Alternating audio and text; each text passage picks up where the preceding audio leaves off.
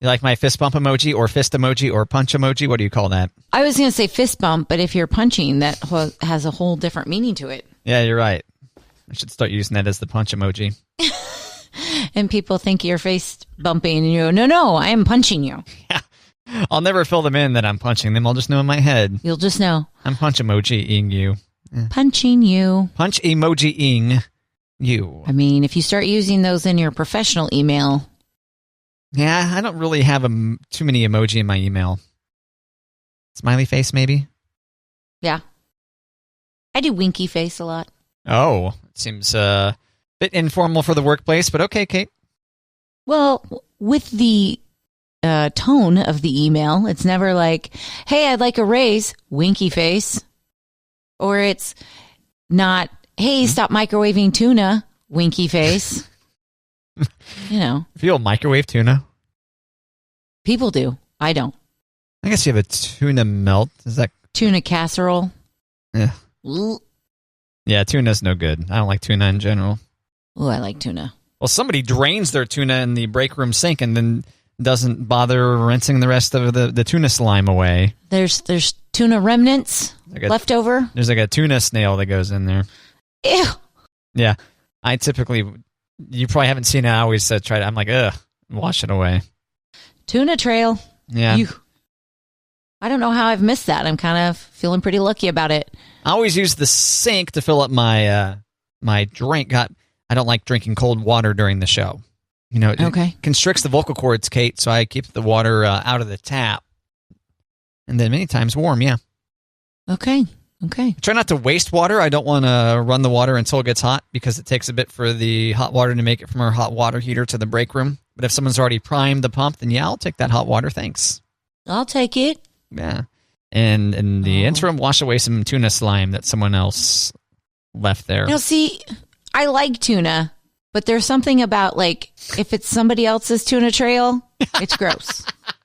Tuna Trail. If it's my own, I'm like, oh, I'll get it. But if it's the leftover from somebody else, like, come on, who does this? Oh, gosh. By the way, don't look up Tuna Trail on an Urban Dictionary. That for sure is going to be bad.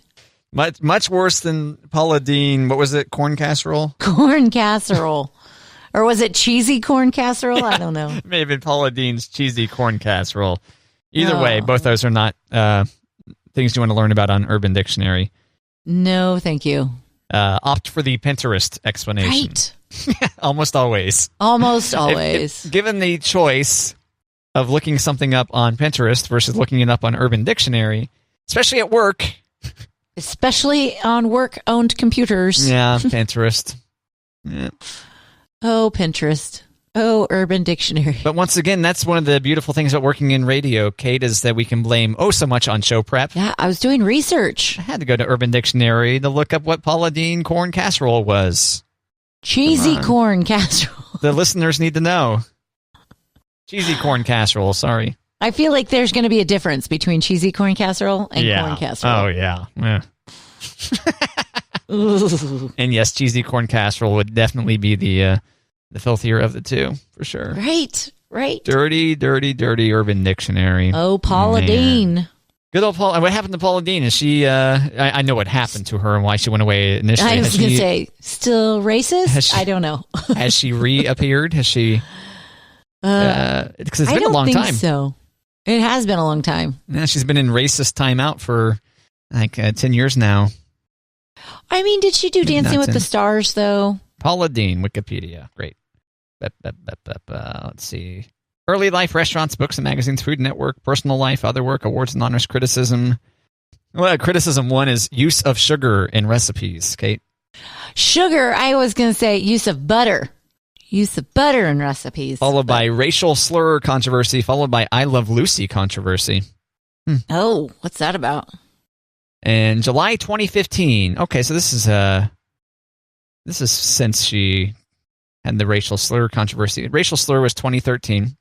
In 2015, Dean faced controversy over a Halloween picture from 2011. Oh, she was dressed as Lucy Ricardo, played by Lucille Ball, while her son Bobby was dressed as Lucy's husband, Ricky Ricardo, played by Desi Arnaz, in brownface. Okay. Why were they in brownface? Because she was trying to have him looked like Cubans? yes. Wasn't Ricky Ricardo Cuban? Yeah. Or did he just play one on TV? Well, he at least played. Ricky Ricardo was Cuban husband on TV. Desi Arnaz, Cuban American actor, musician, band leader. So anyway, I think we've learned that Paula Deen just didn't learn her lesson, did she? No. We had a crash. Oh. I didn't know what the crash was. It made me nervous. A computer crash or something?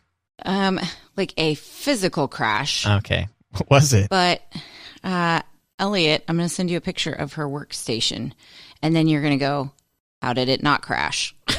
Because I'll let you guess what crashed when you see the picture. Okay. Right? You got it? Yep. Oh, so she... What do you think crashed, Matt? Did that iPad fall off of the portable suitcase? There's an iPad... Kate has sent me this photo of a hard shell suitcase, one of those ones that's got the handle that you would pull behind you at the airport. Sitting on top of the suitcase is a thing of Miracle Whip, which is which is propping up an iPad, which is resting precariously near the lip of the suitcase. My guess is that iPad fell off. The mayonnaise, the Miracle Whip, which are two different things. Sorry. The Miracle Whip. Yeah, come on, Kate. What's wrong with you? I know. I should know better. Wow. The Miracle Whip lost its balance on the zipper, forcing the iPad to not just slam onto the desk, also known as a TV tray, but then it went in between the TV tray and the suitcase, all while plugged in and plugged into her headphones. So then she was yanked forward as well. And the Miracle Whip did not spill? No, it's an unopened jar of Miracle Whip. By the way, it's a pantry Miracle Whip jar. I love the fact it seemed like you were blaming the Miracle Whip when you were recounting this story. Instead of me in my setup? You said the Miracle Whip lost its balance, I believe. Yeah, because it's on the zipper. The Miracle Whip goes, whoa! Whoa! There's too much fat on this side.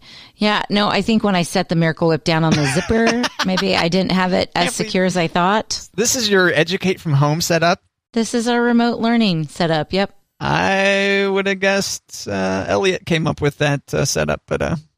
Nope.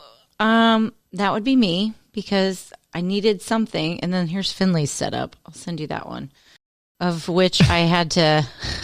They're in the same room, essentially. Finley's by the front door, and Elliot's by the sliding door. All right, so Finn actually gets a laptop which can stand on its own weight. Doesn't need to be propped up by any Miracle Whip or any other kind of condiments.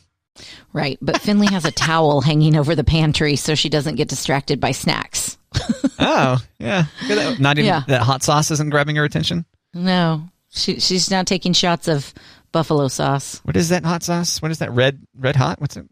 It's Frank's buffalo. Oh, okay, yeah. Wing sauce. Wing sauce. That's what I thought. Okay. Wing sauce, yeah. Man, fantastic. Why did you document these setups before? You're just showing off how... Monty said, how's it going? So I sent him a picture of our setup, which is the same setup that we had when we were at home a couple weeks ago, but we didn't have as many crashes as Miracle Whip. And then it looks like you've got a recumbent bicycle. Is that what that is? It's a Bowflex. A Bowflex. Conveniently located against the wall. Right. It's not going to hit the wall. It's just in the corner. Well, I just meant it doesn't look like it's ready to spring into action to be worked out on. Oh, yeah. It is? That's where I work out, yeah. If I'm not at the hot box. You mush yourself against the wall? Well, I don't have the remote learning set up while I'm working out, but yeah. Well, that's impressive, because I would be tempted just to leave the remote learning set up forever. Gosh, I hope not. So day to day, if you have the kids, because your school took, and I know a lot of law schools actually did this, took a couple of weeks off after Christmas. They just took the first week off. Or not a couple weeks off, but remote learning. Remote learning. That way, if anyone went home and got infected over the holidays, there's time for them to become disinfected. Buffer. A disinfectant buffer of sorts. Okay. Right. All right. Yeah, but we had to do a little remote learning before Christmas after Thanksgiving. So that's what we did then. And we thought, okay, it worked out pretty good. Let's do it again. But Finley has the Chromebook from school. Fourth graders have their own Chromebook. I'm sorry. I'm having a hard time not laughing. I still have these photos in front of me. Just seeing that iPad. I know. Resting against the Miracle Whip. I know. I just wish I could have been there when you came up with that idea. And I needed something to hold it up. Oh, this Miracle Whip will work perfectly. Because I was thinking, I don't want the iPad on the table. I want it away from the table. And for a while, we had the suitcase butted up next to the TV tray. But then she would bump the suitcase with her feet. So then it would so we had to move the suitcase back. And Miracle Whip was a lot better than like the buffalo sauce because it's a plastic jar versus a glass bottle. For anyone just joining us, Kate has come up with a very clever solution to having an iPad stand. So we have Elliot sitting at a TV tray. Just beyond the TV tray is a hard shell suitcase on wheels. On top of that suitcase is a thing of Miracle Whip, which is propping up an iPad in front of it. And it's fantastic. It's so good. I mean, you do with what you've got, right? Aha, this Miracle Whip will work. I know. I went through the pantry. I was like, ketchup's not going to work. I went through the pantry. Something in this pantry will be able to stand up this iPad. I needed a plastic jar versus the glass jars. And I needed something heavy enough to hold up the iPad. I couldn't just put like Tupperware there. Yeah. It's like, why would I buy an iPad case that has a stand built in? And I got this handy thing of Miracle Whip. I know. Unopened Miracle Whip. So that is unopened. Yeah. It's not like fresh from the fridge or anything. Although can Miracle Whip, it can probably sit out, right? It's not like I don't think it's supposed to. It's not like mayonnaise where, well, I mean, yeah, they probably don't want you to for longevity purposes, but I don't think you would get too ill if you left Miracle Whip out for a couple days in the sun like you would with mayonnaise. I don't know. Wouldn't you? Aren't they like the exact same thing, only Miracle Whip has sugar? I figured Miracle Whip didn't have eggs. Does it? I think it does. Refrigerator. The thought of hot Miracle Whip, though. What kind of? And you know why we keep Miracle Whip in the house? I do a big thing of Hellman's mayo, but we got to have Miracle Whip in the house because Monty likes Miracle Whip. But you know who makes Monty's sandwiches? I do. And unless he specifically asks for Miracle Whip, he gets mayonnaise. So it says here when I search for Miracle Whip refrigerator, the result, you know how Google will just scrape a website and give you a sentence or whatever? Right. From foodguys.com, the result, can you freeze Miracle Whip? Yes, it's perfectly safe to stick your Miracle Whip in the fridge. However, it won't last as long as it would if you stored it in the freezer. That sounds like there'd be lots of prep to... You're opening the mayo and then putting it in the freezer, and then you got to thaw the Miracle Whip? The Today Show is the notion that mayonnaise needs to be refrigerated a myth? Okay, so I just Googled the difference between mayo and Miracle Whip, and you know how Google gives you the one sentence? Yeah, like Miracle Whip is sweeter and contains other ingredients. I'm like, well, then what's the difference is what I want to know. It's sweeter and contains other ingredients, yeah. Right. Mayonnaise is tangy and rich. I don't think mayonnaise is tangy. Miracle Whip is uniquely sweet because it contains added sugar, blend of spices, including mustard, paprika, and garlic. I don't have those Miracle Whips. The Miracle Whip that I have definitely does not have mustard, paprika, or garlic. Now, this says commercially produced mayonnaise, as opposed to the homemade version, does not need to be refrigerated. Food scientists find it's because mayo undergoes strict testing and its acidic nature slows the growth of the bacteria associated with foodborne illness, according to NPD Group. Okay. Oh, man. Yeah, I don't think... I don't really have any Miracle Whip or mayonnaise in the house right now, so... I feel like people feel very strongly one way or another. Like they are either pro-mayo or pro-Miracle Whip. And I can do Miracle Whip. I just prefer... On a sandwich. I can do Miracle Whip on a sandwich. But I prefer mayonnaise. And if you're going to make recipes, I'm always going to go to mayonnaise instead of Miracle Whip. So I feel like there's going to be people in their cars right now going... You hate Miracle Whip? You suck. So I like it, but I'm a mayo girl. Yeah, I'll have either or if they're around, but I don't really care one way or the other. Whatever. Yeah. Whatever. I don't have too many sandwiches. Oh, we are sandwich people. I don't know what else I'd put Miracle Whip on. Or wrap people. I was at a slumber party in grade school, and they asked, we were having salads, and they're like, what would you like for salad dressing? And one of the options was Miracle Whip, and she kept calling it salad dressing. And I was like, what now? You're just going to put that on your salad?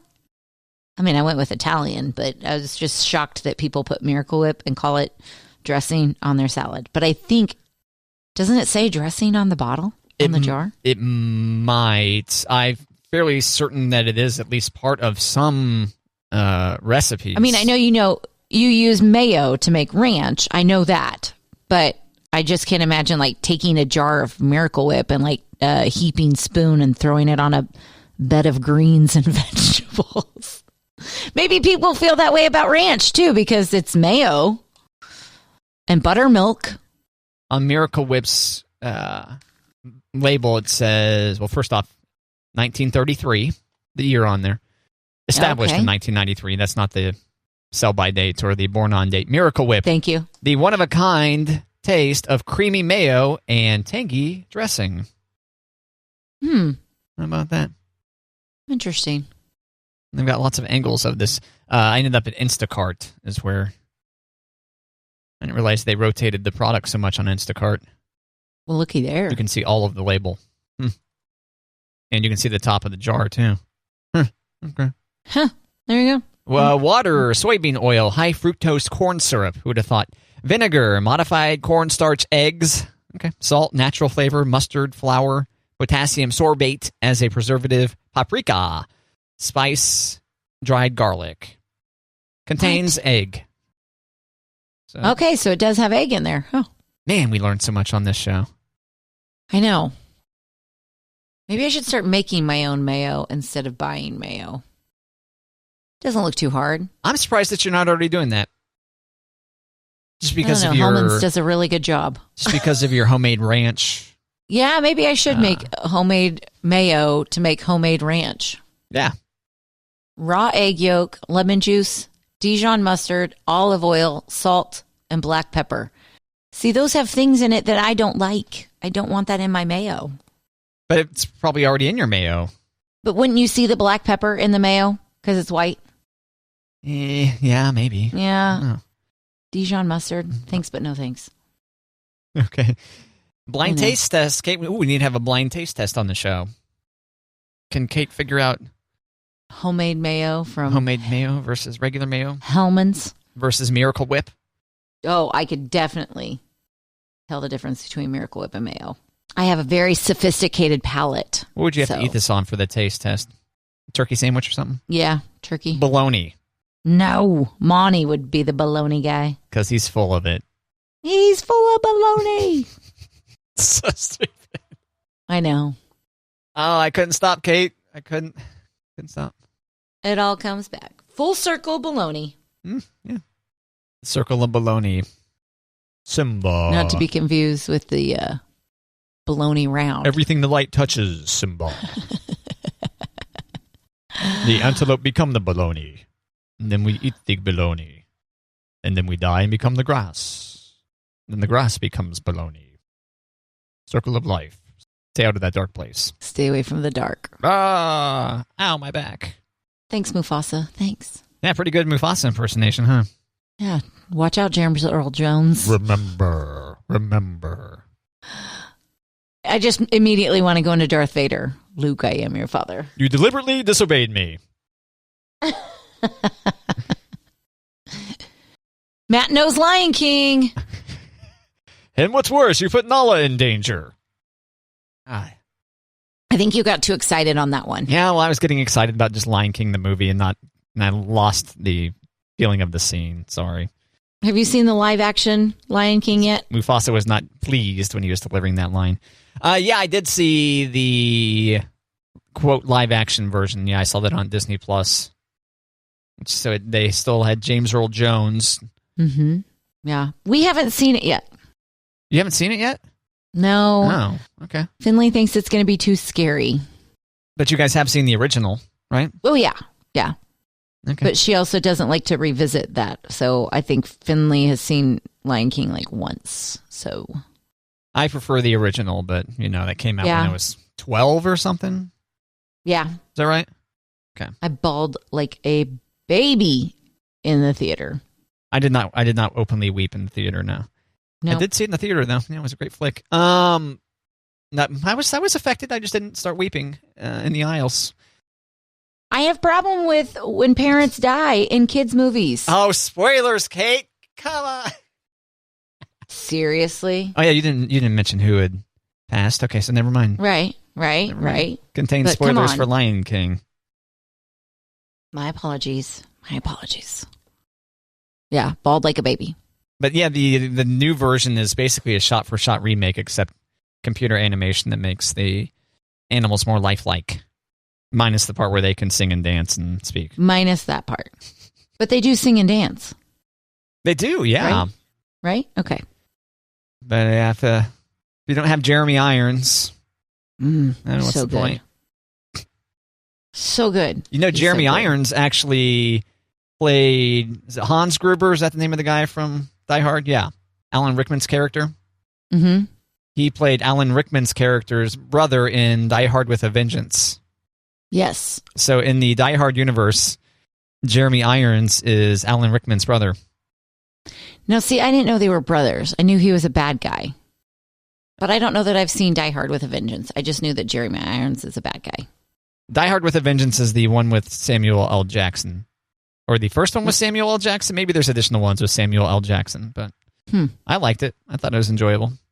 It's no Christmas movie, but, not every Die Hard can be a Christmas film.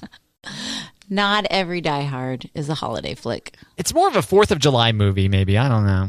Okay. I feel like a lot of it, I think maybe it was during the summertime and there's still explosions and stuff. So Okay. we'll call it a 4th of July movie. So 4th of July it is. Yeah. Today, Matt, is Clean Your Desk Day. Oh, clean your desk day. All right. Clean Your Desk Day. Now, I think every day in Matt's world is Clean Your Desk Day, because I don't know that Matt's ever had a day that his desk isn't clean. Here at work. But Correct. Correct. So I was just going to ask you, how's your desk at home? If your desk at work is always immaculate, how's your desk at home? My desk at home needs to go away, much like many of the horizontal surfaces in my house, because it accumulates tons of things. Right? Tools, electronic stuff, random pieces of mail that need to be dealt with or shredded or... Well, yeah. See, you have me pegged as this organized person, this clean person or whatever, and then there's my house. I think, once again, it's the peer pressure of other people. Okay. Or maybe it's just the laziness of home. It's like, get home and be like, whatever, throw things. Like, where's a horizontal place that I can put something? So you have flat surface syndrome also? Is that what that's called, where you fill every flat surface with something?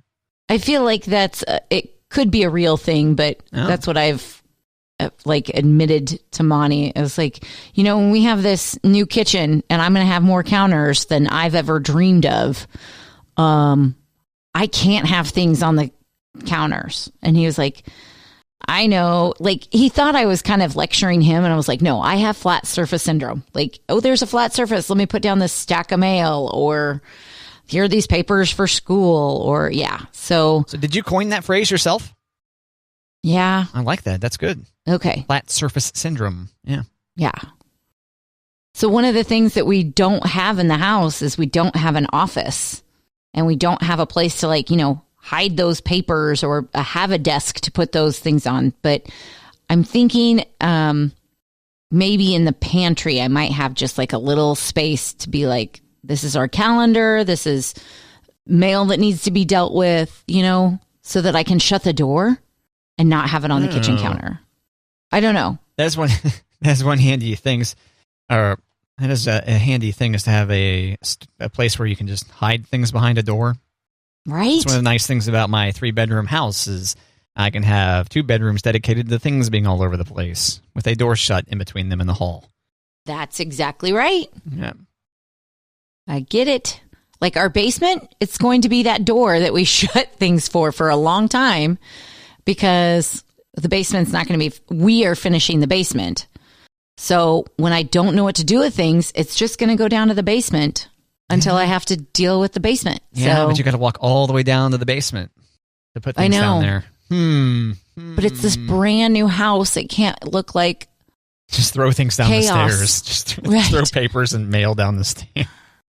Right. I'll get to that when I walk down to the basement next. When I get there, I will. And then fast forward to you slipping on the mail, wiping out. Well, I'm going to have to go down to the basement because that's where I'm going to have my studio. So I'll have to go down there frequently. So maybe if I put a basket at the top of the stairs, that can be my up and down basket. Yeah, there you go. And then I buy another basket and another basket. And it's probably too late for you to have a dumbwaiter installed, right? It's an open stairway. I bet you Monty and I can rig some kind of pulley system. There you go.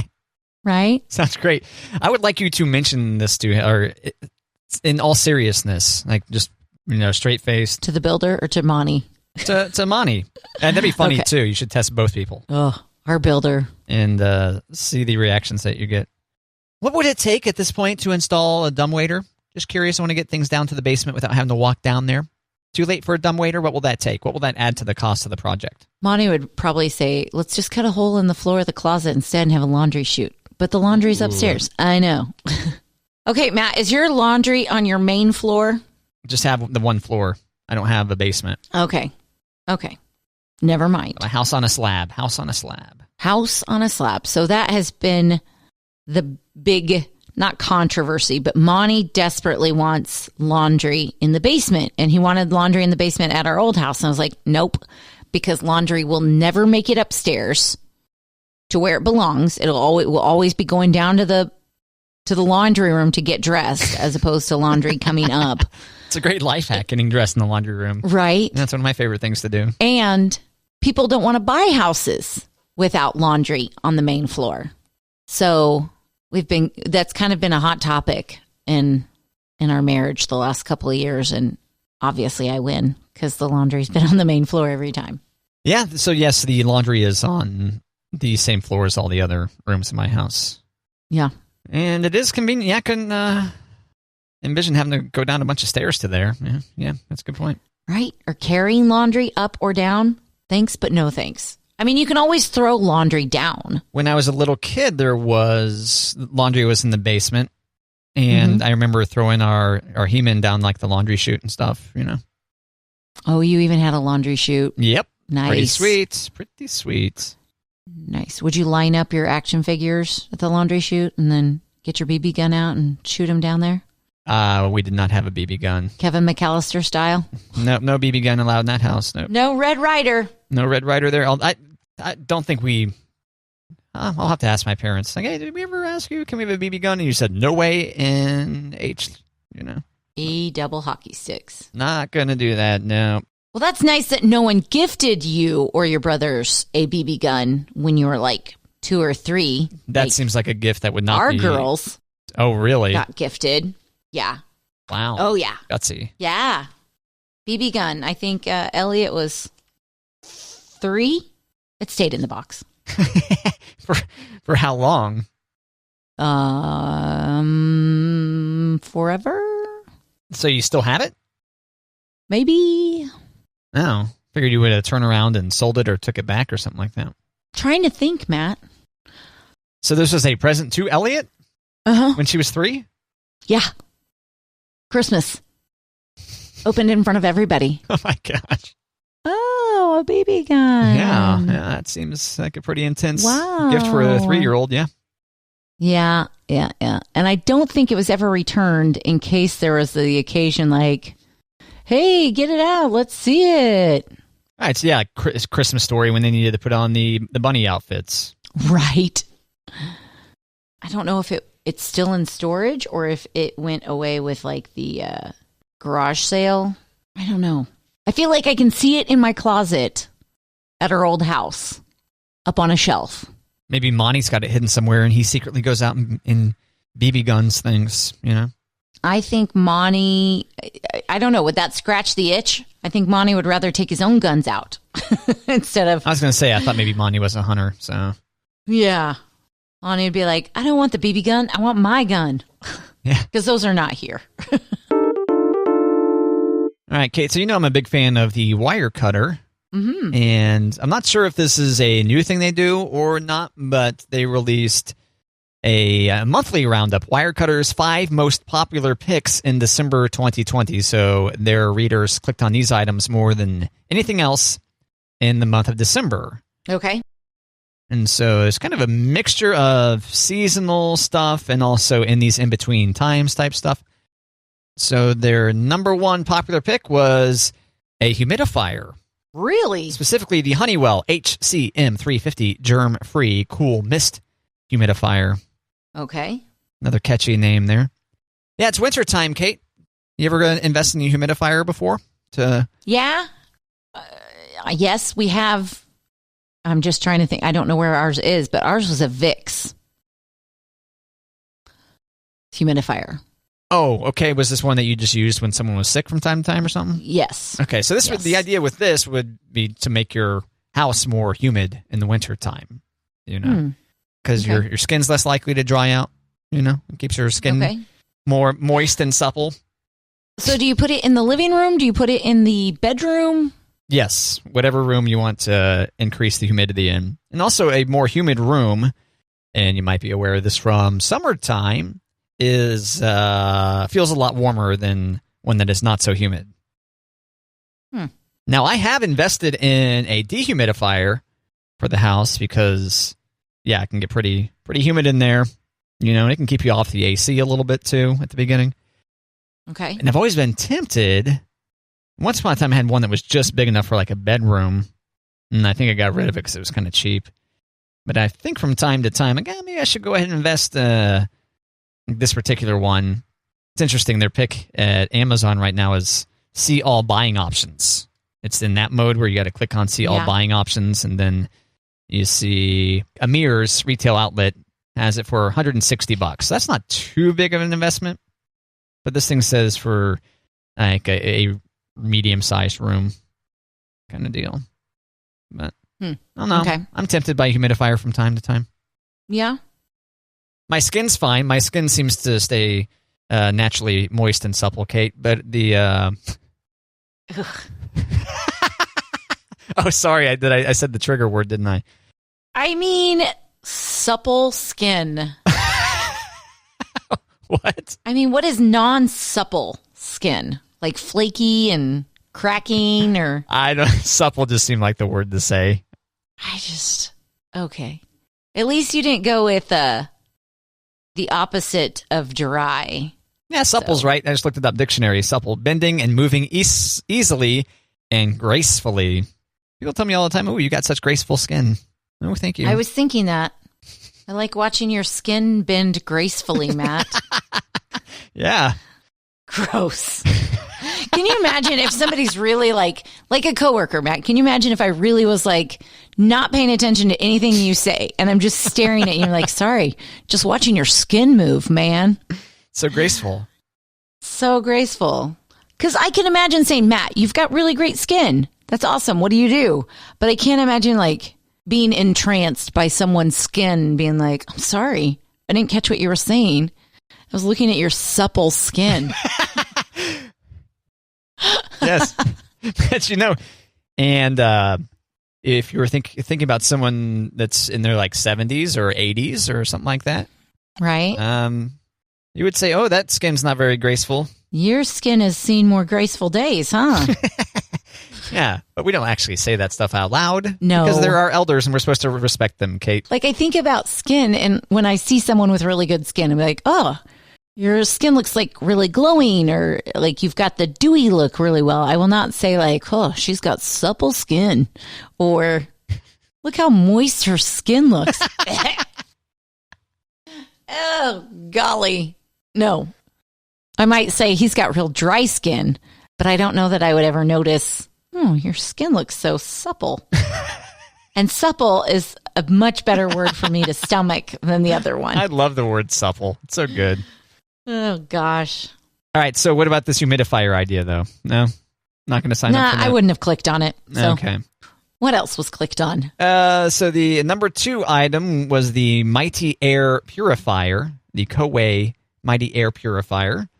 Okay. Which makes sense in these in-between times. And then there was a specific artificial Douglas fir, the National Tree Company 7.5-foot, quote, real, downswept Douglas fir, artificial tree. Okay. Restaurant fry pan, the 10-inch professional restaurant fry pan from Tramontina, which I think I remember seeing that article. Did you click on it? Were you one of the clickers on that one? Yeah, I think I contributed to the list by clicking on that one. And then finally, rounding out their top 5 items for December 2020, the wire cutter item, the Hone Ignition 2.0 office chair. Oh. And so this office chair, it's a Walmart link. Okay. $309. Whoa. Well, what do you mean, whoa? Like a lot of these, have you seen office chair pricing? Yes. Yeah, many times. I mean, nice, quote, nice office chair pricing. They're expensive. They are very expensive. Drop $1,000 quick. And here's the tip. Not that it's happening here, but here's a tip. If you're doing work from home stuff, ask your boss for a nice chair. Expense that. Get a nice chair. You know what? I have heard of that recently. I have a friend who works for a major insurance company, and she just started working from home. And they gave her a $2,000 budget for her chair and her desk. Oh, yeah, you could easily blow past that with the desk included. Well, yeah, but she's like, I already have a really nice desk, so I'm going to get a badass chair. And I'm like, oh, and I never even thought about asking, like, if we ever have to go home again. I'm like, hey, I'm going to be home. Can I take my office chair with me instead of using a folding chair? A folding chair is the other option. I think there's definitely somewhere between folding chair and nice office chair. Well, that's the other thing, Matt. Yeah. I really want a nice office chair. Yeah. But I don't have a really nice office, and I don't want it as a gift. You know what I mean? And I can't see myself spending that much money on myself on an office chair. So. Yep, I too would like to spend way too much money on an office chair, but can't really justify it. The ones I've seen historically are typically between like $600 and $1,000. Yeah. So this wire cutter pick of the Hone Ignition 2.0 mid-back adjustable lumbar work chair, black mesh computer chair for office desk, black fabric, specifically model number HONI2M2AMLC10TK for $309 or $29 a month with Affirm. Is a good investment, maybe. I think I just need to bite the bullet. Only 3.5 out of 5 stars, though. I think people from Walmart demand even cheaper pricing. Okay, I think that's gotcha. There's a seat slide version that's $50 cheaper. The other one is the advanced synchro tilt model. Okay, interesting. Okay, expensive chairs. Yeah, office stuff in general can get really costly. Really pricey, indeed. Yeah.